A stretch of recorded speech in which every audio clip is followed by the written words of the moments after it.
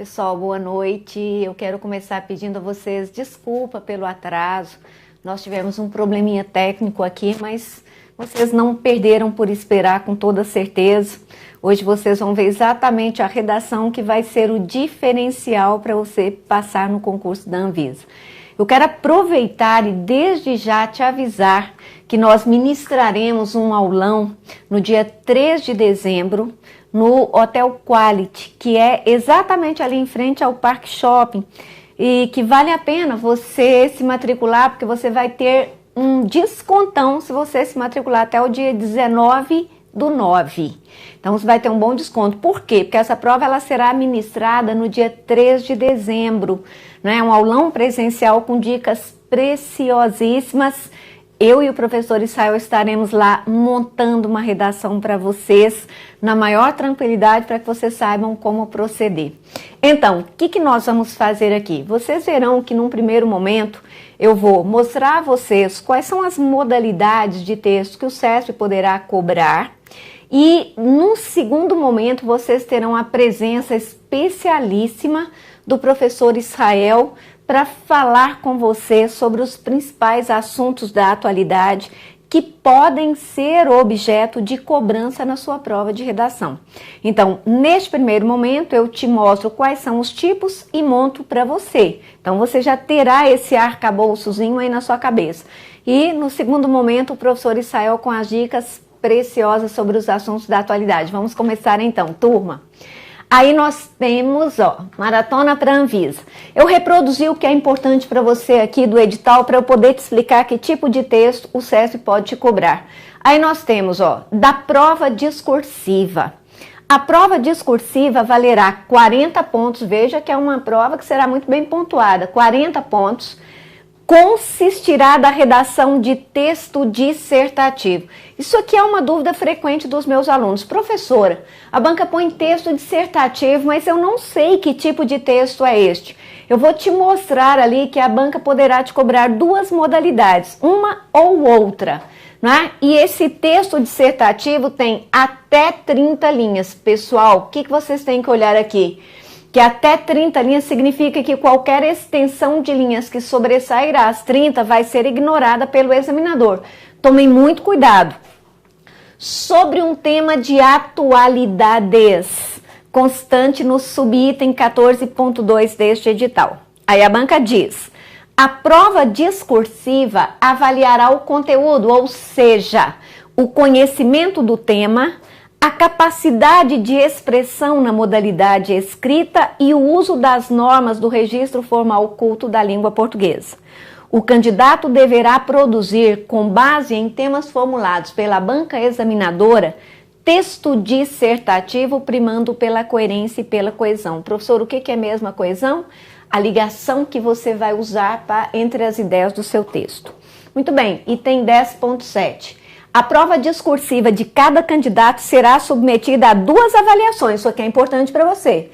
Uma avaliação é de conteúdo e a outra avaliação é domínio da modalidade escrita da língua portuguesa. Modalidade escrita significa que você tem que usar a norma culta, que não precisa ser rebuscada demais.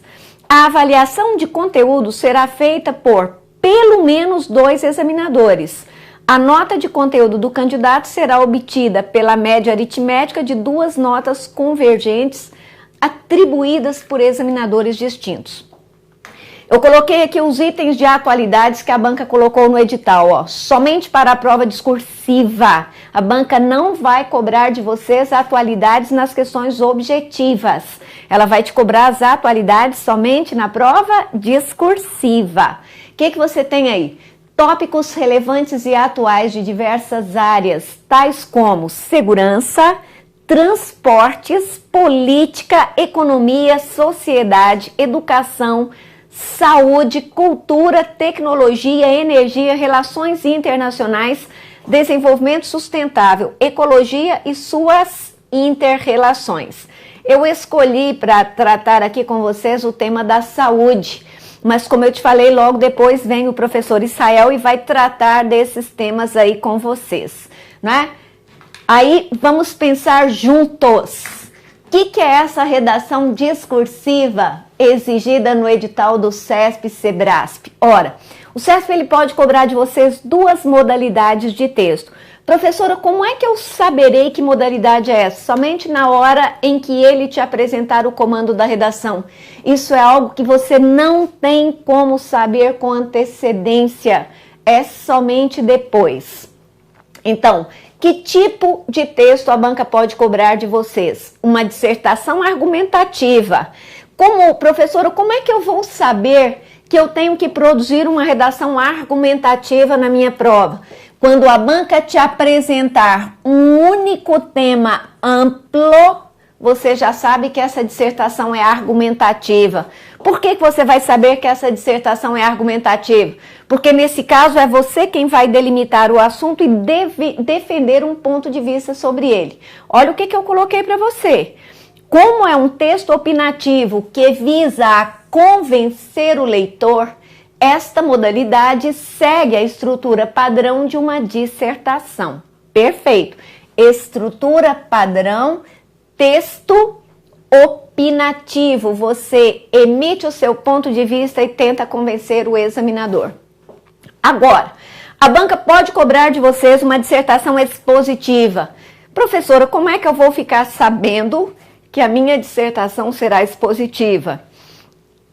Porque a banca vai elencar aspectos dentro do tema proposto e aí você tem que apenas esclarecer esses aspectos. E aí, olha só, tendo em vista que é um texto conceitual, que tem como propósito apenas informar o leitor, esta modalidade pressupõe uma estrutura mais flexível, mais livre. Eu vou pedir à câmera que venha aqui para mim para eu poder falar com vocês seriamente sobre isso, muito seriamente. O que você tem que pensar aqui?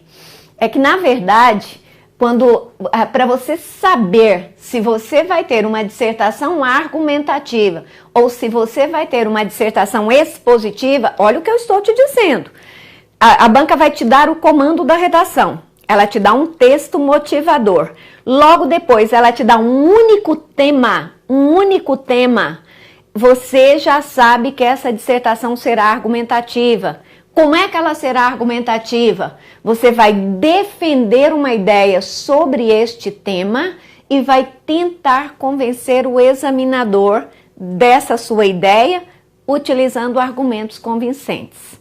Mas, e se a banca te der um texto motivador e logo depois ela pedir a você que esclareça alguns aspectos que serão elencados por ela mesma? Então, se você vir no comando da sua redação a elencagem de aspectos, a sua redação é expositiva, vai ter uma estrutura mais flexível. Eu vou te mostrar como é que você faz.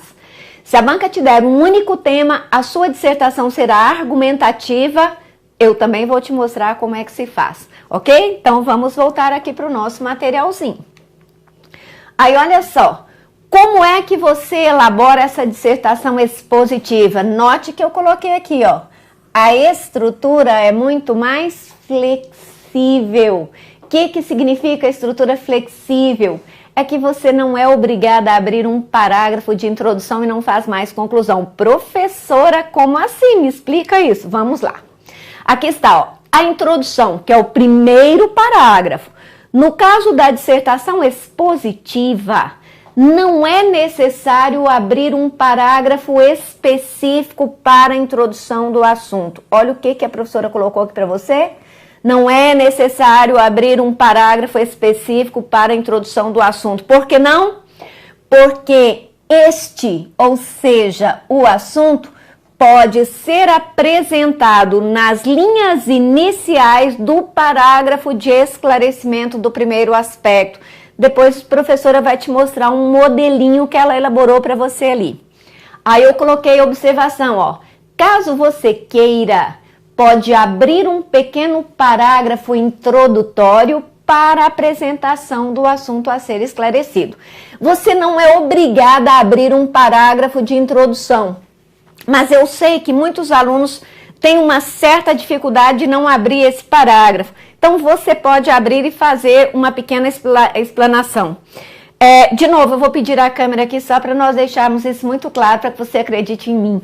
Olha só, pessoal, eu estou dizendo a vocês, não é necessário que você abra um parágrafo específico para a introdução do assunto. Eu estou te dizendo que você não vai introduzir o assunto? Não. Eu estou te dizendo que você apenas não necessita abrir um parágrafo para isso. Você poderá, quando já for explicar o primeiro aspecto, você já poderá fazer essa pequena introdução no parágrafo em que você vai esclarecer o primeiro aspecto. É só isso, é simples assim. Professora, mas por que é assim? Porque se você vir o espelho de correção do CESP, você vai ver que toda a nota de conteúdo é atribuída apenas ao esclarecimento dos aspectos.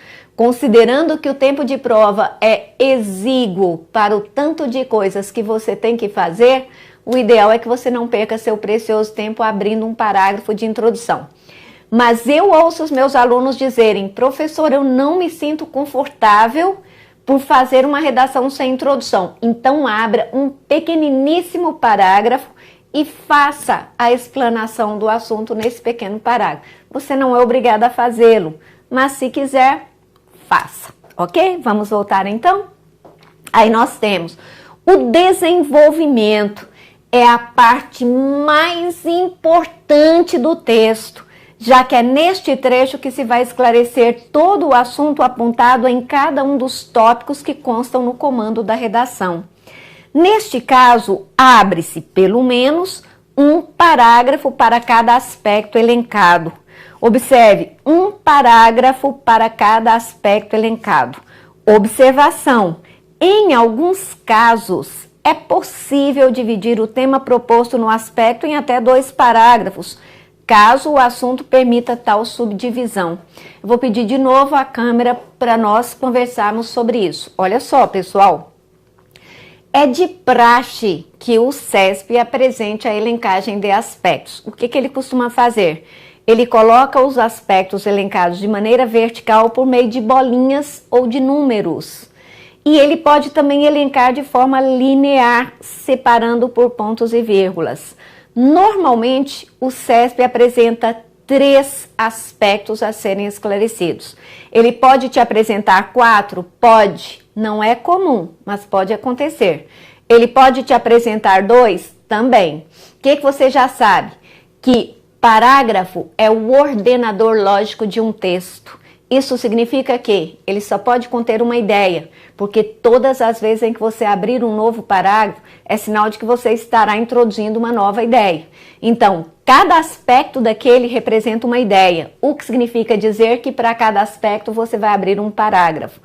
Pode acontecer eventualmente de a banca em um mesmo aspecto te dar 2 subideias para as quais você pode abrir 2 parágrafos, mas normalmente um parágrafo para cada aspecto elencado, ok? Vamos voltar para cá? Aí o que nós temos?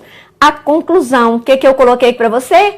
Não é necessário concluir a exposição, ou seja, você vai finalizar o seu texto imediatamente após esclarecer o último parágrafo, o último aspecto elencado. Não perca seu tempo. Terminou de esclarecer o último aspecto, entregue o seu texto e dê por finalizado o seu trabalho. Aí, muito bem. Olha o que eu estou colocando aqui para você. Quais são as principais características da dissertação expositiva? Já que eu quero que você tenha em mente exatamente o que você precisa fazer. Olha o cuidado que eu tomei aí para colocar para você as características. Nesta modalidade, são apresentados no comando da redação alguns aspectos dentro do tema proposto. Alguns aspectos dentro do tema proposto que o candidato precisará esclarecer, procurando dar ao examinador o máximo de informações em um texto sucinto, porém coerente. Como é um texto de caráter meramente informativo, não é necessária a comprovação de tese, mas sim que se forneçam informações pertinentes e bem consubstanciadas sobre os assuntos elencados no comando. Este texto possui uma estrutura bastante flexível, sendo desnecessário escrever um parágrafo de introdução, já que esta pode ser feita na abertura do parágrafo do primeiro aspecto a ser abordado e a conclusão é dispensável. Não há uniformidade de tamanho nos parágrafos, pois o número de linhas de cada parágrafo está condicionado ao número de informações que se deve dar sobre o assunto proposto em cada tópico. Perfeito!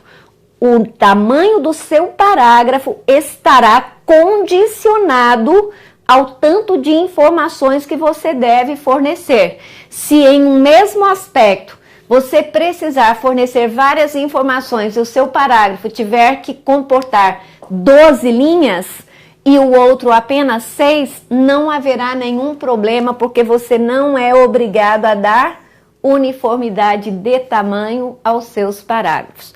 Aí, muito bem, o que nós temos? A exposição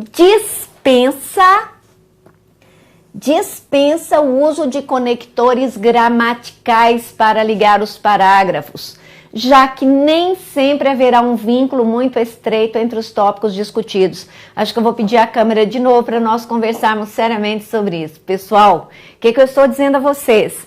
Que no texto expositivo em que a banca pede a você que aborde aspectos, você não precisa usar conectores gramaticais entre os parágrafos. Por que que não?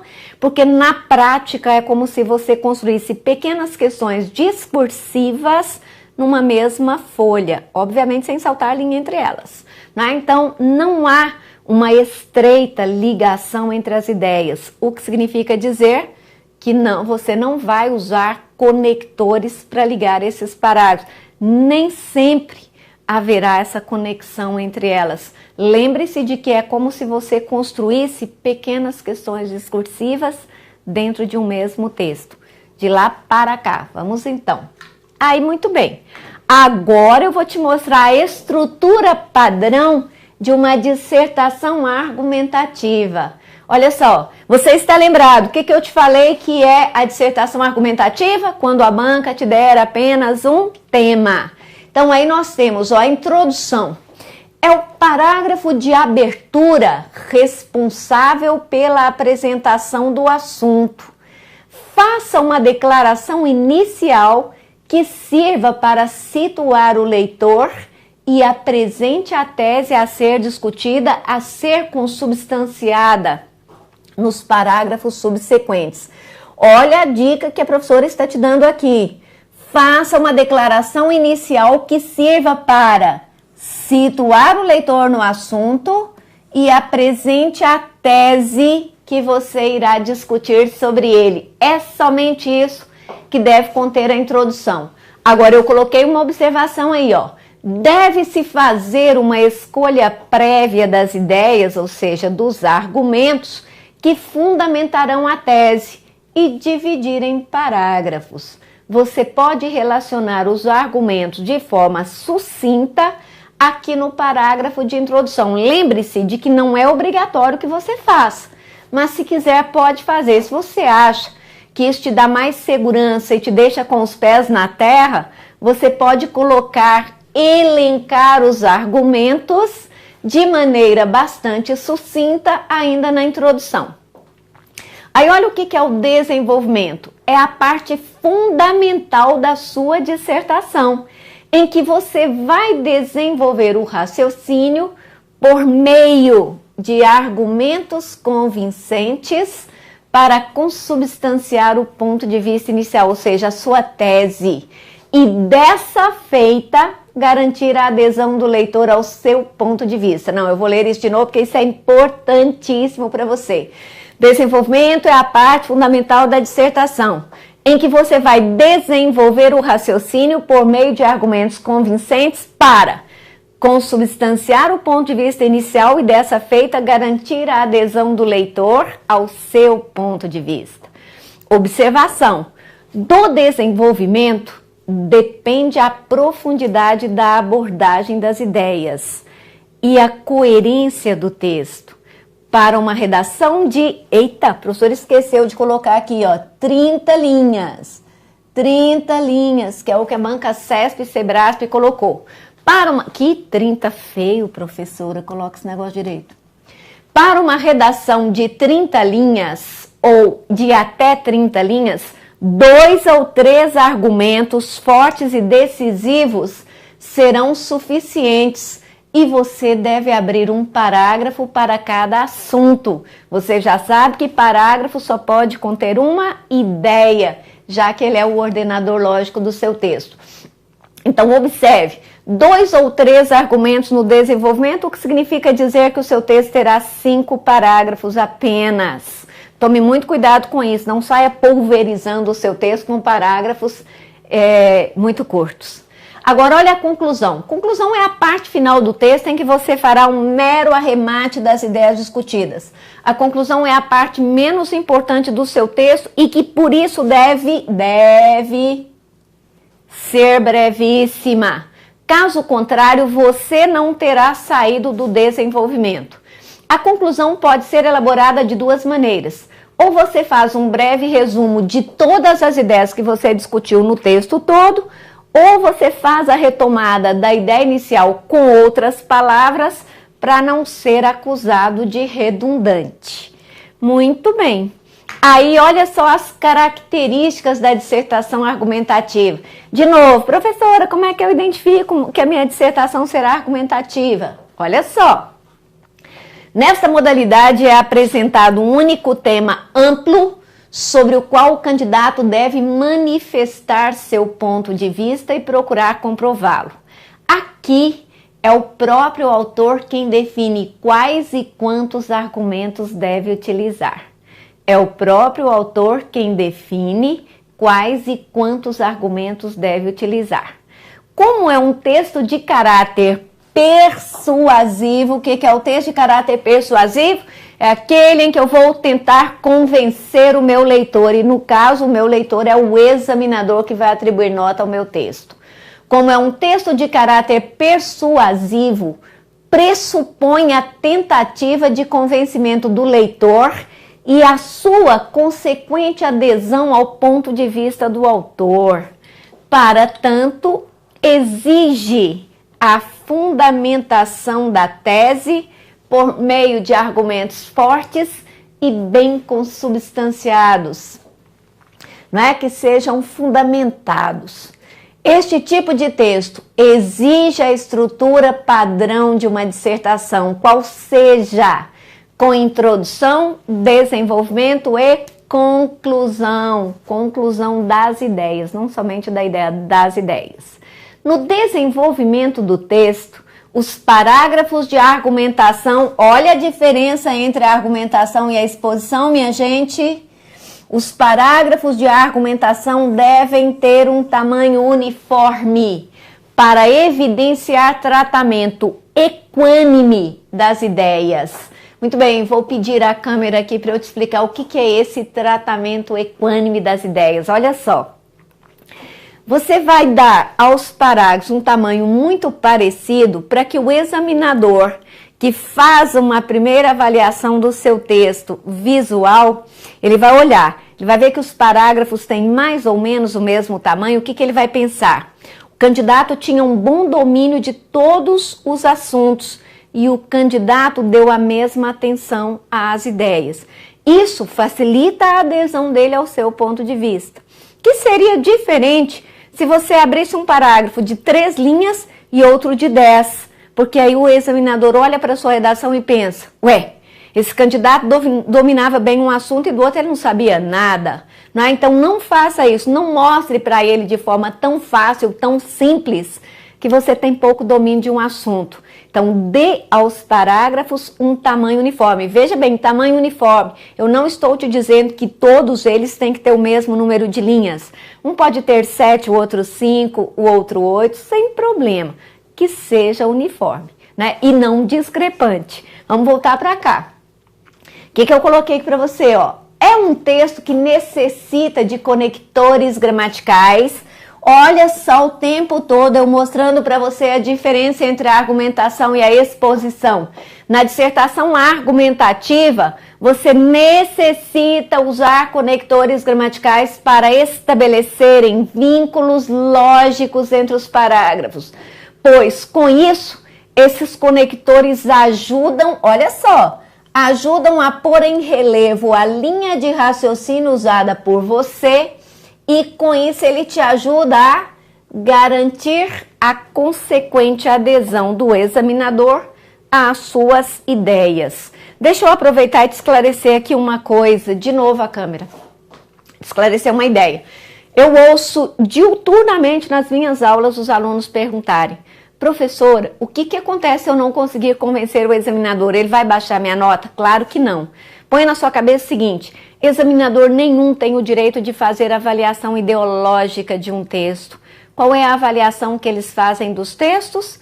É meramente técnica. Então ele não tem que concordar com você ou discordar. Ele precisa ler o seu texto e pensar: posso até não concordar com a tese que esse candidato defende, mas eu reconheço que ele sabe do que fala e que os argumentos dele são suficientes para dar sustentação ao seu ponto de vista. Então ele não precisa concordar comigo, ele precisa respeitar os meus argumentos. Afinal de contas, nós sabemos bem que unanimidade não existe, felizmente, né? Então vamos voltar aqui para o texto. Para o nosso materialzinho.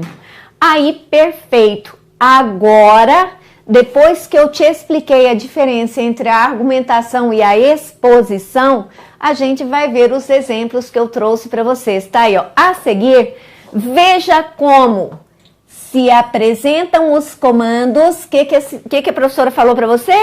Que é de acordo com a apresentação do comando que você vai decidir como deverá ser elaborado o texto. De novo, o que a professora te disse aqui? Que se a banca fizer a elencagem de aspectos, que pode ser feita por meio de bolinhas, pode ser feita por meio de números, o que você sabe que você vai fazer? Produzir um texto expositivo. E se a banca te der um único tema, o que você sabe para fazer? Produzir um texto argumentativo. Fechado aqui? Então vamos lá. Eu vou pedir aqui a câmera só para eu esclarecer uma coisinha para você. O professor Israel, daqui a pouco, vai entrar e ele vai falar com vocês sobre uma infinidade de temas, de atualidades que a banca pode cobrar na sua prova. Vamos pensar primeiro como é que funciona a cabeça do examinador do CESP. Quando o examinador do CESP te cobra itens de atualidade nas provas dos concursos, você tem que pensar o seguinte: primeira coisa, a banca CESP gosta bastante de cobrar temas de geopolítica. Isso é importante. Segunda coisa, a banca CESP é a banca mais imprevisível deste país para cobrar temas de redação. Terceira coisa, a banca CESP pode te cobrar um tema absolutamente voltado para o universo da prova que você esteja realizando, que tenha uma relevância na atualidade, mas a banca CESP pode te cobrar um assunto que tem absolutamente nada a ver com o seu concurso. Vou te dar um exemplo. Um desses concursos aí, especificamente o da Anatel, o CESP pôs que a prova seria sobre itens de atualidades. Ela cobrou 4 redações sobre assuntos da atualidade. Um era sobre o sistema prisional brasileiro, o outro era sobre a tragédia da violência e os jovens, o outro era sobre a globalização e, finalmente, o quarto sobre a Anatel. Ou seja, candidato que está estudando para o concurso da Anatel, o que ele pensa? Vou estudar tudo sobre regulação de serviços de telefonia pública. Mas o que a banca cobrou lá? Sistema prisional brasileiro. Agora, há cerca de um mês e meio mais ou menos, o CESP cobrou a prova o CESP aplicou a prova da Polícia Civil do Estado de Pernambuco. No edital constava item de atualidade. Prova vai ser sobre item de atualidade. Polícia Civil de Pernambuco. Qual foi o tema da atualidade cobrado na prova? A mobilidade urbana. Então fique atento, porque pode ser um tema totalmente voltado para o universo do concurso que você esteja fazendo, mas pode ser um tema também que seja relevante na atualidade, mas que não tenha muito a ver com o universo do concurso. Aí você vai dizer para mim, ô professor, mas então como é que eu vou fazer? Leia. Leia bastante e procure se informar um pouquinho sobre tudo, porque é esse conjunto de informações que vai te ajudar a montar um corpus suficiente de informações na sua redação, independentemente do tema que o CESP te apresente. Agora, no meu caso, para exemplificar para vocês como é que nós montaremos as redações, eu escolhi um assunto voltado de alguma forma para o universo da Anvisa, né? E que assunto é este? Bom, eu peguei o tema da saúde, que é óbvio, e peguei um tema emblemático da atualidade, que é o consumo abusivo de suplementos alimentares, alimentos funcionais, anabolizantes e quitais. Turma, isso envolve muito o universo da Anvisa.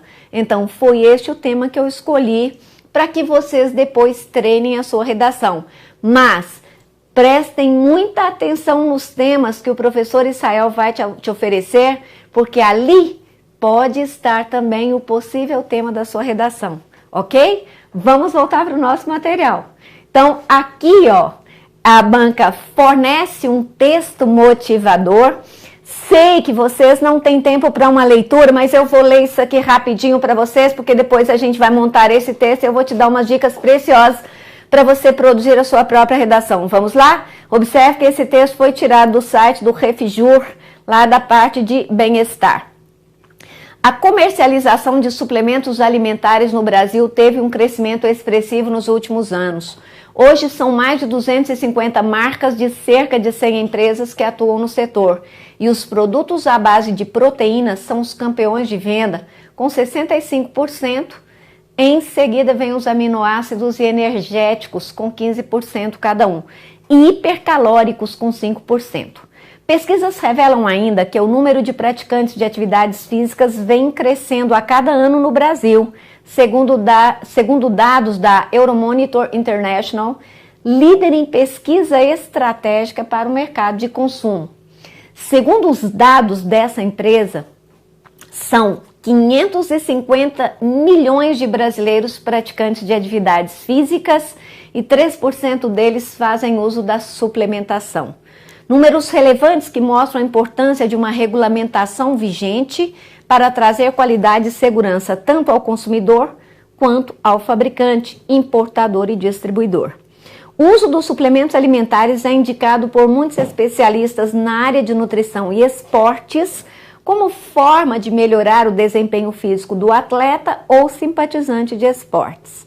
Isso porque os produtos fornecem ao organismo nutrientes necessários para repor propriedades perdidas pelo esforço físico e ainda preparam o corpo mais rapidamente para um bom treinamento, oferecendo um melhor desempenho.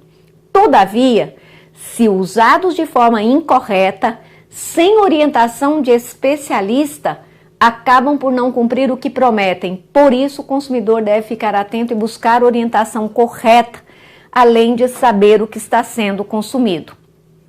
Suponhamos que seja este o texto motivador que a banca tenha te dado. Olha só o comando. Considerando a relevância do assunto para a sociedade brasileira, produza um texto dissertativo sobre o tema. Professora, a banca disse apenas dissertativo. Sim, mas você está vendo que ela propõe a abordagem de alguns aspectos, né? Se ela propõe a abordagem de alguns aspectos, isso significa que o seu texto será? Fale para mim, que tipo de texto você vai produzir? Expositivo, muito bem, parabéns. Em seu texto aborde, vamos pensar juntos. Necessariamente, a banca está te dizendo, você não pode deixar de comentar nenhum destes aspectos. Mesmo que você não saiba, muito sobre algum, é necessário que você comente, porque ela diz aborde necessariamente. Aí ela diz de maneira fundamentada. O que é de maneira fundamentada? É que você não vai encher o seu texto de achismos, né? Então aí nós temos os aspectos. Primeiro, explique por que muitos brasileiros nos últimos tempos têm optado pelo consumo de suplementos alimentares e alimentos funcionais como parte de um estilo de vida mais saudável, em vez de resgatarem hábitos alimentares mais saudáveis. Item 2.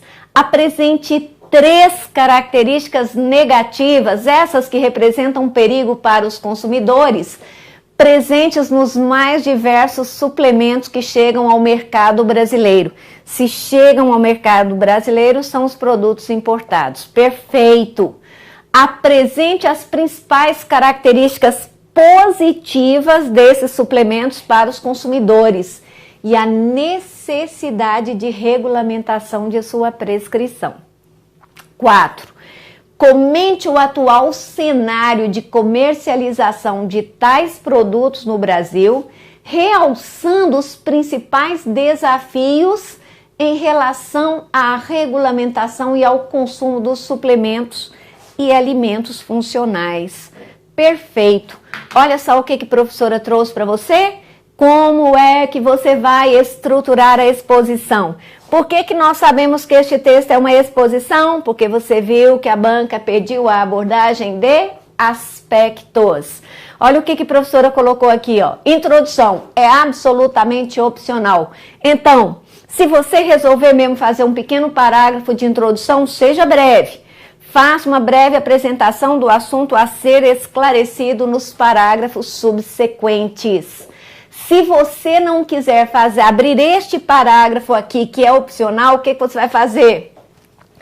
Uma pequena introdução aqui, ó, nas linhas iniciais do primeiro aspecto, do esclarecimento do primeiro aspecto. Eu vou voltar rapidamente aqui ao que a banca pediu, olha só. Explique por que muitos brasileiros nos últimos tempos têm optado pelo consumo de suplementos alimentares e alimentos funcionais como parte de um estilo de vida mais saudável, em vez de resgatarem hábitos alimentares mais saudáveis. Olha a sugestão que eu fiz aqui para você. Tome cuidado, porque isso é uma sugestão minha. Você pode usar outras opções, hein? Aí nós temos, ó, esclareça que muitas são as causas para o consumo abusivo de suplementos alimentares e alimentos funcionais na modernidade. Entre elas, pode-se dar relevância à busca pelo corpo perfeito ou ideal, ou para obter outros benefícios à estética, como o combate ao envelhecimento. Realce também a pressão exercida pela sociedade e pela mídia em relação ao corpo padrão, o que contribui para o aumento no uso de suplementos e, olha só que perigo, anabolizantes. Aqui cabe também dar destaque ao fato de que brasileiros tem uma forte tendência à automedicação e isso induz ao consumo indiscriminado de medicamentos e suplementos, muitas vezes sem a real necessidade de tal suplementação. Bacana, a professora te deu uma dica legal, mas você pode usar outros também. Item 2. Apresente 3 características negativas, aquelas que representam perigo para os consumidores, presentes nos mais diversos suplementos que chegam ao mercado brasileiro. Vamos lá? Esclareça o fato de que muitas vezes produtos comercializados sem a devida aprovação, professora repetiu uma palavra aqui, desculpem, sem a devida aprovação da Anvisa, ou seja, que atendam aos requisitos de controle sanitário, podem ter uma composição diferente da ideal e não trazer os benefícios prometidos. Podem apresentar traduções nos rótulos diferentes do original, com informações incorretas, ou mesmo podem apresentar substâncias proibidas ou que ainda não tenham sido aprovadas em sua composição. Isso aí é só uma sugestãozinha da professora para você. Você depois vai complementando isso aí. Afinal de contas, quem tem que fazer a redação é você. Aí o item 3. Apresente as principais características positivas desses suplementos para os consumidores e a necessidade de regulamentação de sua prescrição. Olha só. Então, o que você vai fazer ali no parágrafo do terceiro aspecto? Esclareça que somente quando usados como coadjuvantes na manutenção da saúde é que esses suplementos e ou alimentos podem trazer benefícios. Você obviamente notou que essa vírgula não deveria estar aqui, não é? Ou seja, quando eles são utilizados como suplementação necessária à dieta regular por pessoas com necessidades especiais. E aí, nesse exemplo, você pode mencionar as pessoas que têm necessidade da suplementação de ferro, que estão anêmicas, que têm algum problema seríssimo de saúde e necessitam dessa suplementação. As mulheres na fase da menopausa que necessitam de suplementos especiais de cálcio, né, e de outros nutrientes também. Só que o que você vai salientar aqui no seu aspecto? Que essa suplementação precisa ser realizada somente sob a supervisão de um especialista. E se ela precisa ser utilizada sob a supervisão de um especialista, o que isso pressupõe? Que ela precisa ser regulamentada pela Anvisa, porque nenhum especialista vai colocar a sua profissão em risco, indicando a você suplementos que não tenham a aprovação da Anvisa, obviamente. Aí vamos lá, o nosso quarto aspecto, o que a banca pede. Olha que interessante esse 4. Comente o atual cenário de comercialização de tais produtos no Brasil, realçando os principais desafios em relação à regulamentação e ao consumo. Olha o que a professora te sugeriu. Realce que, num primeiro momento, é necessário que se defina de maneira taxativa o que são os suplementos, para assim estabelecer uma regulamentação padronizada para tais produtos. Num segundo momento, há que se fiscalizar e retirar de circulação os produtos nocivos à saúde. Também se faz necessária a ampla divulgação das substâncias proibidas e, por último, criar campanhas agressivas de conscientização do público consumidor para não consumir produtos sem a devida certificação da Anvisa, como aquelas que aparecem lá no verso das embalagens de cigarro, por exemplo. Feche o parágrafo destacando a necessidade premente de dar à Anvisa as ferramentas efetivas para a adequada regulação, pois somente assim os brasileiros poderão usufruir dos benefícios trazidos por tais produtos para a garantia de seu bem-estar. Muito bem, o que a professora te disse? Não é necessário elaborar uma conclusão para o assunto. Você terminou de esclarecer o quarto aspecto? Dê por finalizada a sua redação e espere a nota máxima, ou seja, 40 pontos para você passar nos primeiros lugares da prova. Muito bem, professora, agora vai te sugerir o segundo tema, de que maneira a banca pode apresentar. Ela deu um tema motivador, olha só, a saúde substituirá a tecnologia da informação. Segundo Léo Fiodov, no mundo industrializado, poucas são as pessoas que têm a sorte de serem sadias no sentido amplo previsto pela Organização Mundial de Saúde, a OMS, o qual inclui o bem-estar do corpo, do espírito, do bolso e do ambiente. O fato de poucos terem plena saúde indica que há imensas oportunidades de crescimento no mercado global de saúde. Léo Fiodov afirmou: acredito que uma ampla melhoria na saúde será o fator que fará a nossa economia avançar no futuro. Ele afirma que essas mudanças serão possíveis com a melhoria de nosso comportamento. O setor econômico precisará tratar de restaurar os danos ao ambiente e à saúde e ainda tentar utilizar o potencial da alma humana com o trabalho conjunto de filósofos, teólogos, especialistas em ciências naturais, médicos, psicólogos e sociólogos. Aí, muito bem, a banca deu outro textinho motivador. Quais são os 7 aspectos das pessoas sadias segundo o que reza a Organização Mundial de Saúde? Item 1, forte sentimento de autoestima. Item 2, relacionamento positivo com o próprio corpo. Item 3, capacidade de fazer amizades e estabelecer relacionamentos sociais variados. Item 4, ambiente preservado. Item 5, trabalho expressivo e condições de trabalho saudáveis. Item 6, conhecimento sobre saúde e acesso a atendimento médico. Item 7, uma vida que vale a pena no presente e a esperança bem fundada de uma vida que vale a pena no futuro. Esse 7 é lindo. Muito bem. Considerando que os fragmentos de texto acima tenham caráter unicamente motivador. Professor, o que a banca quer dizer com caráter unicamente motivador? É que você não pode usar nenhuma informação que nele esteja, nenhuma, absolutamente nenhuma, porque senão você será apenado pelo examinador do CESP. Aí a banca diz, produza um texto dissertativo. Que tipo de texto dissertativo você vai produzir? Ora, se a banca te deu um único tema, você já sabe que esse texto é, responda, argumentativo. Muito bem, parabéns, resposta correta. Você vai produzir aqui uma argumentação. Perfeito. Aí nós temos saúde, uma questão de qualidade de vida. Olha o que a professora te apresentou aqui, como é que você vai estruturar a sua argumentação. Aí como é que você que tem que criar os argumentos, a professora não te deu sugestões, só colocou, ó, na introdução, faça uma declaração qualquer que sirva para situar o leitor no assunto que será discutido no desenvolvimento do texto e apresente de maneira clara e concisa o seu ponto de vista. Então o que a introdução deve ter? A declaração que vai situar o leitor no assunto e claramente o seu ponto de vista sobre ele.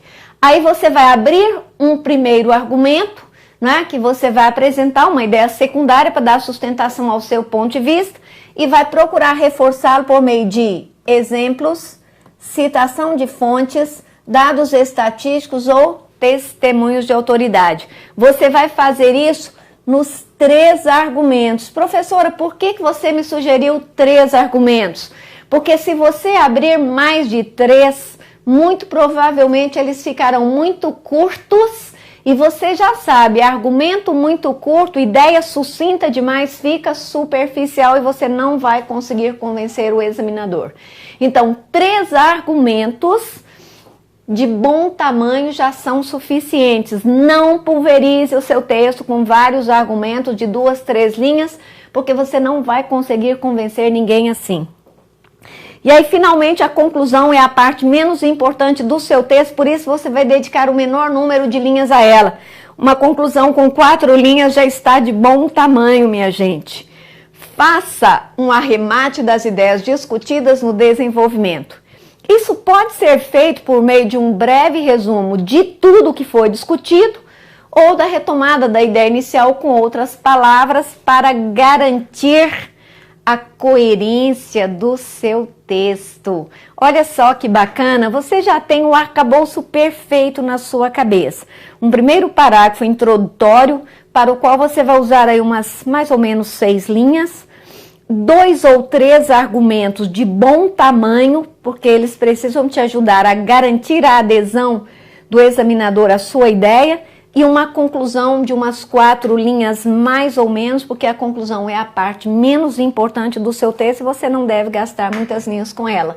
Vamos arrematar este nosso agradável encontro falando dos principais aspectos estéticos do texto, para que você não seja apenado. Primeira coisa, o que você sabe? Que a margem precisa ser respeitada sempre. No caso da banca CESP, mais do que para qualquer outra banca, porque o CESP é super rigoroso com isso. O que eu te aconselho a fazer?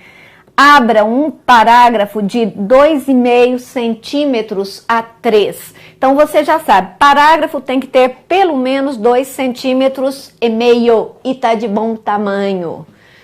A rasura, se você errar, passe apenas um traço sutil em cima da palavra errada e escreva a palavra correta na frente. Não faça rabiscos nem marcas. O que significa passar um traço sutil?